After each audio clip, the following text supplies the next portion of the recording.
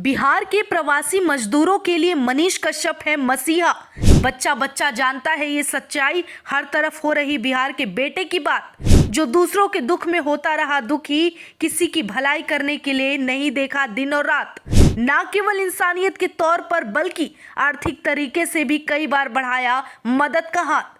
इन दिनों उत्तराखंड के टनल में फंसे करीब 40 अन्य अलग अलग राज्यों के मजदूरों की घटना सबसे बड़ी और विचारणीय बताई जा रही है, जिसे लेकर सरकार अपनी तरफ से भरपूर प्रयास कर रही है और राज्य सरकारों से उम्मीद कर रही है कि अपने तरफ से हर मुमकिन कोशिश और मदद उन मजदूरों को मुहैया कराया जाए।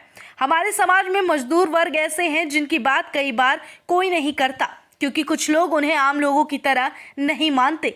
लेकिन एक शख्स ऐसा है जो कि न केवल अपना मानता है बल्कि उन मजदूरों को अपने बराबर भी कहता है और उनके लिए अपनों से ज़्यादा बात करता है।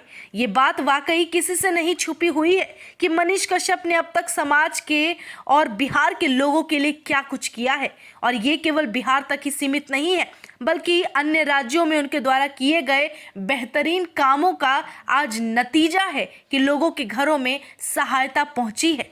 इस बात में भी कोई दो राय नहीं है कि केवल सांत्वना देकर या किसी से दिल की बात कहकर, दिल का हाल जानकर, उनकी स्थिति पर बातें करके उनकी मदद नहीं की जा सकती, बल्कि उसके लिए सामने वाले मदद परस्त व्यक्ति को आर्थिक सहायता की जरूरत होती है। और मनीष कश्यप इस मामले में एक पैमाना समाज में बना चुके हैं।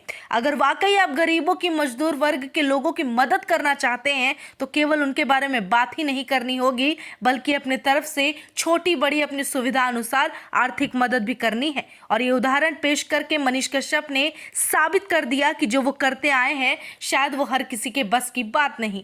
जानकारी के लिए बताते चले कि मनीष कश्यप ने उस वक्त भी मजदूर वर्ग की मदद की थी जब हैदराबाद में कई मजदूर जलकर मर गए थे। न केवल हैदराबाद जाकर उन मजदूरों के लिए, उनके परिवार वालों के लिए आवाज उठाई, सरकार से सवाल पूछे, बल्कि उन लोगों को 33 लाख का मुआवजा भी सरकार से दिलवाया।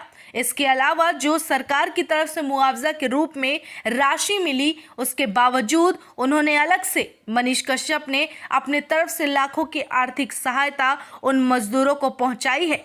ये तो फिर भी एक मामला है जिसके बारे में हम बात कर रहे हैं। ऐसे ही ना जाने हजारों उदाहरण मौजूद हैं, हजारों सबूत मौजूद हैं जहां जहां मनीष कश्यप ने बिना अपने संबंध के होते हुए, बिना अपने रिश्ते के होते हुए उन लोगों को बिना जाने, बिना उनके पहचान पूछे और बिना सोचे समझे जरूरतमंद की आर्थिक तौर पर सहायता की है।